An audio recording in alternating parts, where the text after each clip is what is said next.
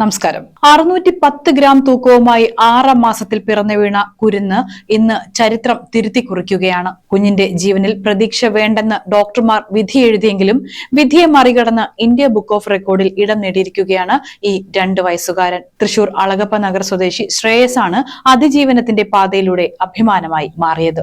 Okay, star എടുത്തു കൊടുത്തേ. Star കൊടുക്ക്. ഒക്ടഗോൺ എടുത്തു കൊടുത്തേ. സ്റ്റാർ ഒക്ടഗോൺ കൊടുത്തു.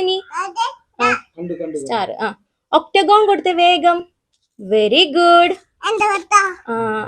ഒക്ടഗോൺ കൊടുക്ക്. 2 വയസ്സ് തികയുമ്പോൾ ശ്രേയസ് തിരുത്തി കുറിച്ചത് വിധിയെ മാത്രമല്ല, ചരിത്രം കൂടിയാണ്.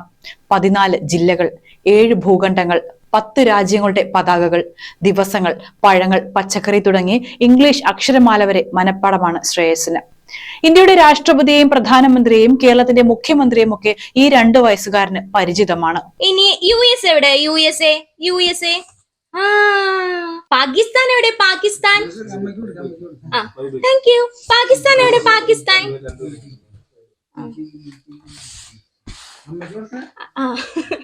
കാനഡ എവിടെ? കാനഡ.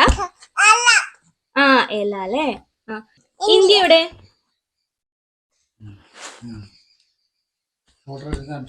നമ്മുടെ പ്രധാനമന്ത്രിയുടെ പേരെന്താ?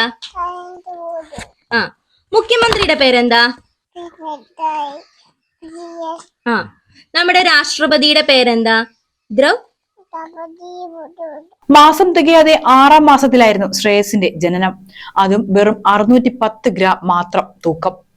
ജീവൻ തന്നെ നിലനിൽക്കുമോ എന്ന് പോലും ഉറപ്പില്ലാത്ത അവസ്ഥയിലൂടെയാണ് കടന്നുപോയതെന്ന് ശ്രേയസിന്റെ അമ്മ കാവ്യ പറയുന്നു. വെറും 610 ഗ്രാമിലാണ് എനിക്ക് കിട്ടിയത്. അവന് അതിൻ്റെതായിട്ടുള്ള ബുദ്ധിമുട്ടുകൾ ഉണ്ടായിരുന്നു. അവന് കുറച്ച് ഇഷ്യൂസ് ഉണ്ടായിരുന്നു.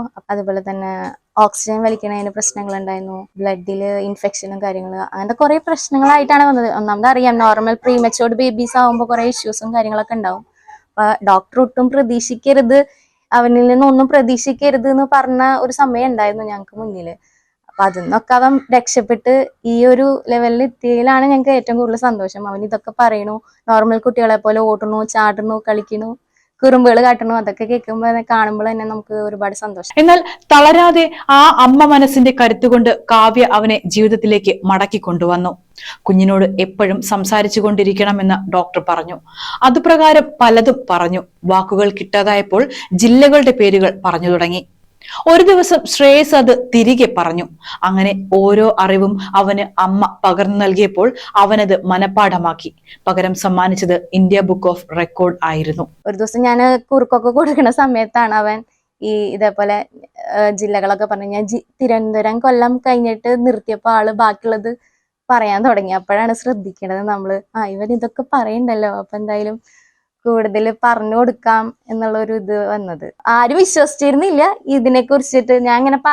ഞാൻ പറഞ്ഞാലും ഇവൻ ഇങ്ങനെയൊക്കെ പറയുന്നുണ്ടെന്ന് പറഞ്ഞാലും ഇത്രയും പ്രീമച്ചോർഡ് ആയ കാരണം ആർക്കും വിശ്വാസം ഉണ്ടായിരുന്നില്ല ഇങ്ങനെ ചെയ്യണ എന്നൊക്കെ പറയുമ്പോ.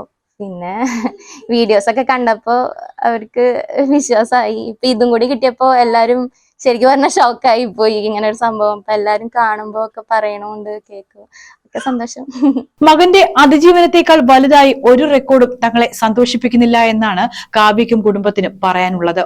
ഇന്ന് ശ്രേയസ് നാടിനും വീടിനും അഭിമാനമായി മാറുമ്പോൾ അതിജീവനത്തിന്റെ പാതയിലെ ഓരോ താളുകളും ഓർത്തെടുത്ത് പങ്കുവയ്ക്കുകയാണ് ഈ കുടുംബം. News desk Kerala today.